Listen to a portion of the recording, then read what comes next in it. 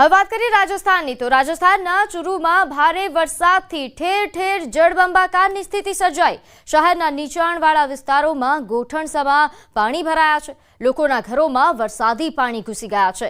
પરિસ્થિતિ એવી છે કે વરસાદના પાણીના કારણે ઘણા વિસ્તારોમાં કર્ફ્યુ જેવી સ્થિતિ સર્જાઈ છે। લોકોના ઘરો અને દુકાનો રસ્તાઓ બેટમાં ફેરવાઈ ગયા છે। મોટાભાગના વિસ્તારોમાં લગભગ 3 થી 4 ફૂટ સુધી પાણી ભરાઈ ગયા છે। લોકોને પોતાના ઘરોમાં કેદ રહેવાની ફરજ પડી છે।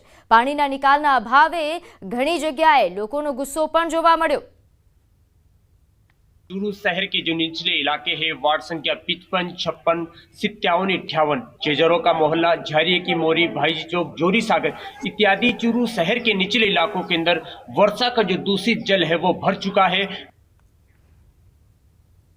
तो राजस्थानના सीकરમાં જોરદાર વરસાદ વરસ્યો। ઘણા વિસ્તારો પાણીમાં ગરકાવ થયા। પૂર્ણા ગ્રામ જિલ્લાના ફતેપુર, લક્ષ્મણગઢ અને सीकરની આસપાસના વિસ્તારોમાં સૌથી વધુ વરસાદ પડ્યો અને ઘણા વિસ્તારોમાં પાણી ભરાઈ ગયા। ફતેપુર શહેરના બસ સ્ટેન્ડ પાણીમાં ડૂબી ગયા હતા અને આસપાસના વિસ્તારોમાં પણ 3 થી 4 ફૂટ પાણી ભરાઈ ગયા। વરસાદના કારણે सीकर જિલ્લા મુખ્યાલયમાં ઘણી જગ્યાએ પાણી ભરાઈ ગયા હતા। વરસાદની સાથે જ ભારે પવન પણ ફૂંકાયો, જેના કારણે ઘણી જગ્યાએ ટીન શેડ ઉખડી ગયા।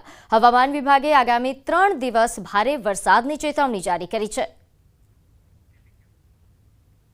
તો રાજસ્થાનના બુંદી જિલ્લાના બરધા ડેમમાં પણ પિકનિક મનાવવા આવેલા 3 યુવાનો પાણીના વેગમાં તણાઈ ગયા। 2 યુવકનો બચાવ થયો છે અને એક યુવક હજુ પણ પાણીમાં ગુમ છે। છેલ્લા 3 દિવસથી સિવિલ ડિફેન્સ, પોલીસ, એસડીઆરએફની ટીમ બચાવ કામગીરી કરી રહી છે। 3 દિવસથી યુવકનો પત્તો ન લાગતા પરિવાર ચિંતિત છે। ઘટનાનો લાઈવ વિડીયો વાયરલ થઈ રહ્યો છે, જેમાં જોઈ શકાય છે કે 3 યુવાનો કોઝવે પાર કરતા જોવા મળી રહ્યા છે, જેમાંથી 2 યુવાનો પાણીના પ્રવાહ में तनाई रहा है। एक युवक तो रपट से ही मतलब उसको लोगों ने बचा लिया था। एक पानी में गया था तो वो भी तैर गया, वापस आ गया। एक जो उनका साथी था वो बह गया। तो आ तरफ बिहारना गयाजीना इमामगंजना लगुराही धोधमां पाणीना प्रचंड प्रवाहमां 3 व्यक्तिओ तणाया।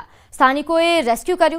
ધોધમાં અચાનક પાણીનો પ્રવાહ વધી ગયો। યુવાનો, મહિલાઓ અને બાળકો તેમજ અન્ય લોકો ધોધ નીચે નહાવાનો આનંદ માણી રહ્યા હતા અને તે જ સમયે અચાનક જોરદાર પ્રવાહ વચ્ચે 3 લોકો પાણીના પ્રવાહ સાથે વહેવા લાગ્યા। હાજર લોકોએ પાણીના જોરદાર પ્રવાહમાં વહેતા તમામ લોકોને સમયસર સુરક્ષિત રીતે બહાર કાઢ્યા હતા। એક યુવતી પહાડના ખડકોથી અથડાતા ઘાયલ થઈ ગઈ હતી। આસપાસના લોકોની મદદથી સ્થાનિક ડોક્ટર દ્વારા તેની સારવાર કરાવવામાં આવી હતી। ઘટનાનો વિડીયો સોશિયલ મીડિયા પર ખૂબ વાયરલ થઈ રહ્યો છે।